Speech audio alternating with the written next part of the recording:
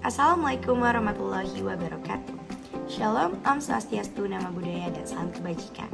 Yang terhormat Bapak Tarsono selaku Bapak Guru SMA Negeri 75 Jakarta. Sebelumnya izinkan saya untuk memperkenalkan diri saya terlebih dahulu. Perkenalkan, saya Nabila Septriana Devi dari kelas 11-7. Tanpa mengurangi rasa hormat saya kepada Bapak Tarsono, izinkan saya untuk menjelaskan atau menganalisa kembali materi yang sudah kami pelajari di 11-7 bersama Bapak Tarsono dalam sebuah video.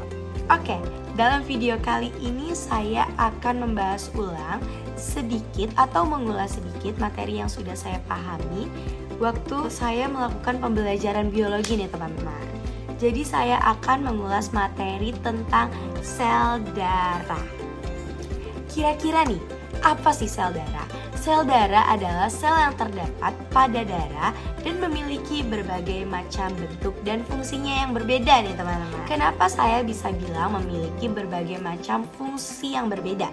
Karena sel darah tidak terdapat satu saja nih teman-teman. Sel darah memiliki 3 macam atau 3 jenis, yaitu ada sel darah merah, sel darah putih, dan juga ada keping darah yang biasa mungkin disebut dengan trombosit. Pasti kalian lebih paham nih trombosit dibanding sel keping seperti itu. Jadi sel keping bisa disebut juga sebagai trombosit. Oke, masuk ke fungsinya. Sel darah merah itu berfungsi untuk mengangkut oksigen ke seluruh tubuh kita nih dan membuang karbon dioksida dari jaringan. Lalu selanjutnya kita masuk ke sel darah putih, yaitu memiliki fungsi untuk menghasilkan antibodi untuk melawan infeksi dan juga menjaga kekebalan tubuh dalam tubuh kita nih. Jadi tubuh kita itu memiliki antibodi yang dimana bisa melawan bakteri-bakteri yang muncul seperti itu.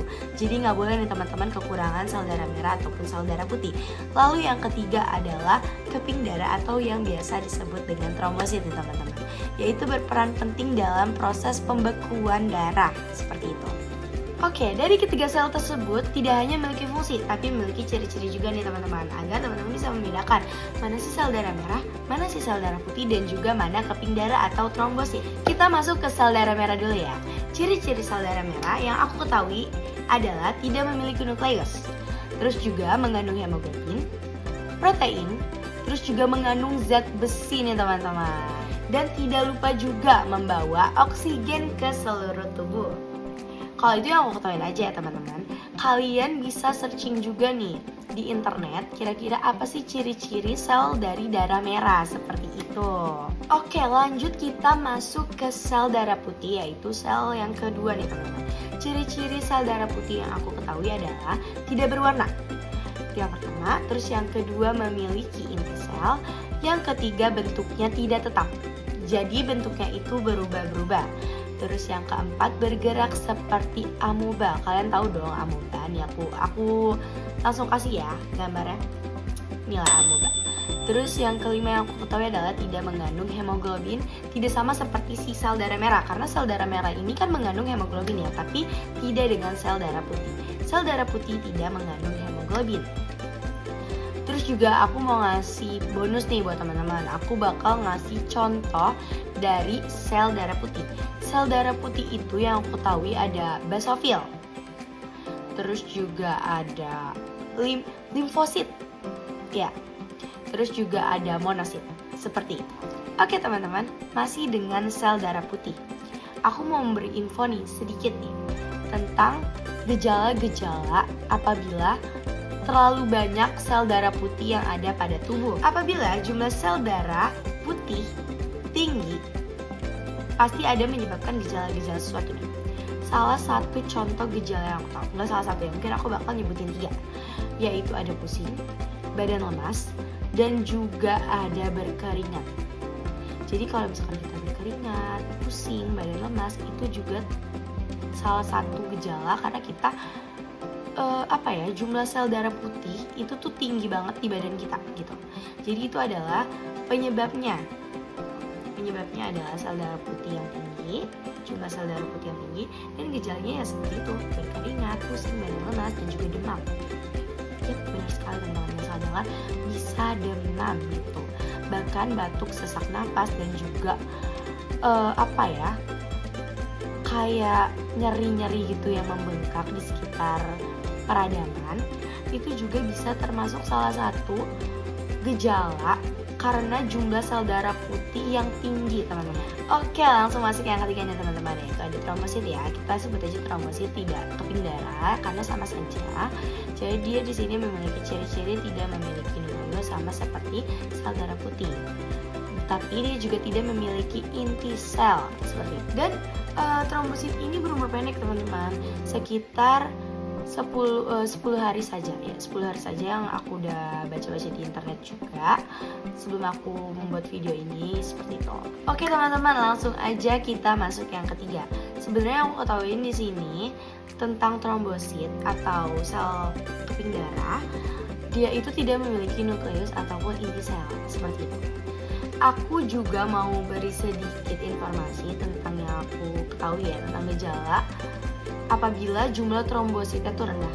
Kalian pernah gak sih cek darah terus trombositnya rendah?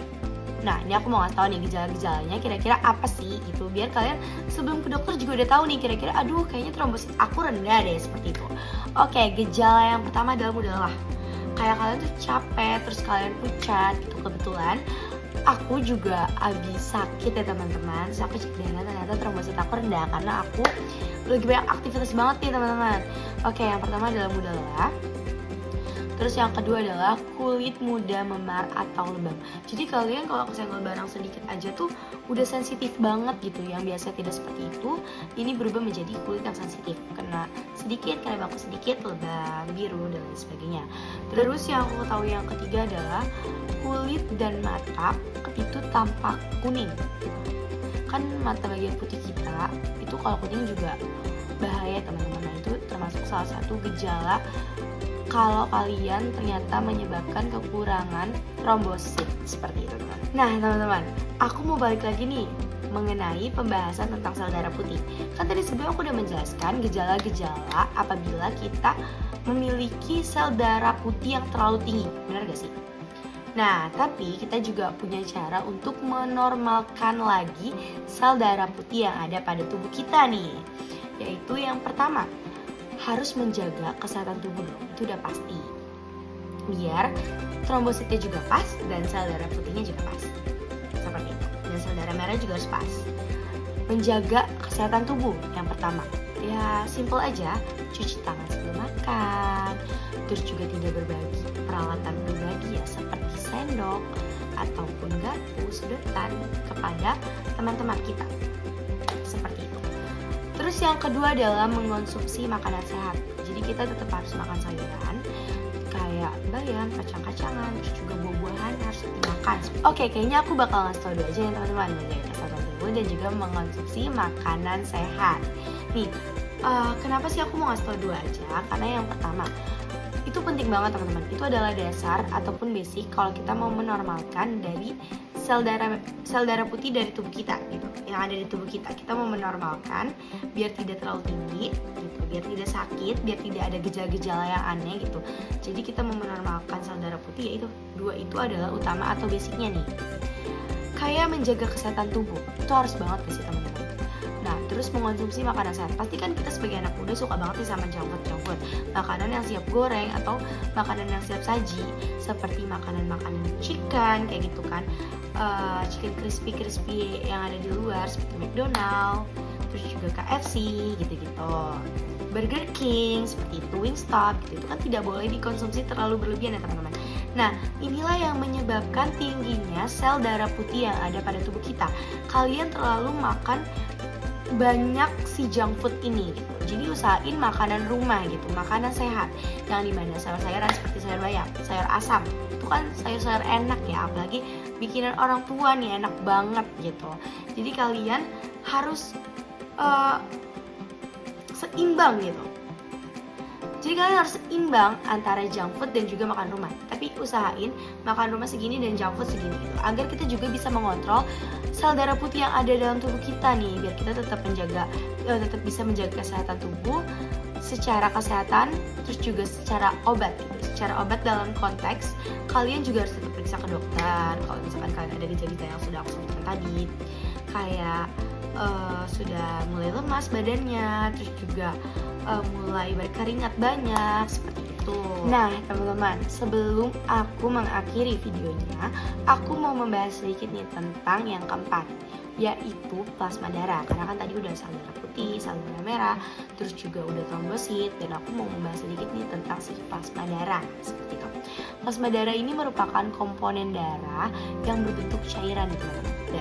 Oke, jadi plasma darah itu memiliki tugas utama, yaitu mengangkut sel darah untuk kemudian diedarkan ke seluruh tubuh kita nih bersama nutrisi, hasil limbah tubuh, protein, dan juga kayak bahan-bahan kimia gitu lah guys, bahan-bahan energi biar tubuh kita tuh tetap bisa gerak gitu. Karena kan tubuh kita gerak juga karena adanya energi kimia, betul gak sih? Karena adanya nutrisi yang masuk, protein yang masuk, dan lain sebagainya. Dan itu akan masuk ke tubuh kita bersama plasma darah seperti itu. Selain mengedarkan berbagai bahan penting, plasma darah juga berfungsi untuk menyeimbangkan volume darah nih teman-teman. Jadi dia tuh menyeimbangkan garam, terus termasuk natrium, klorida, terus juga ada magnesium yang ada dalam tubuh kita. Nah, keempat komponen darah ini, kayak tadi ada sel darah putih, sel darah merah, trombosit, dan juga plasma darah ini memiliki peran yang sangat penting untuk tubuh kita sendiri nih. Maka dari itu jaga kesehatan kalian di rumah, entah dari lingkungan sekitar seperti tidak membuang sampah sembarangan, itu juga bisa termasuk penyakit ya teman-teman. Karena kalau misalkan kita buang sampah sembarangan, terus kita jadi DBD, itu juga mengurangi trombosit yang ada dalam tubuh kita nih teman-teman. Oleh karena itu, kalian harus mencegah sebelum terkena. Oke teman-teman, itu aja yang bisa aku presentasikan dalam video kali ini. Kurang lebihnya mohon maaf. Terima kasih juga kepada Bapak Tarsono, dan mohon maaf sekali kepada Bapak Tarsono karena keadaan saya yang kurang fit sebelumnya membuat saya harus take video untuk menjelaskan tentang si sel darah ini nih Pak. Mohon maaf sekali, tapi terima kasih sekali kepada Bapak Tarsono telah mengizinkan dan memberi kesempatan kepada saya. Kurang lebihnya mohon maaf. Wassalamualaikum warahmatullahi wabarakatuh.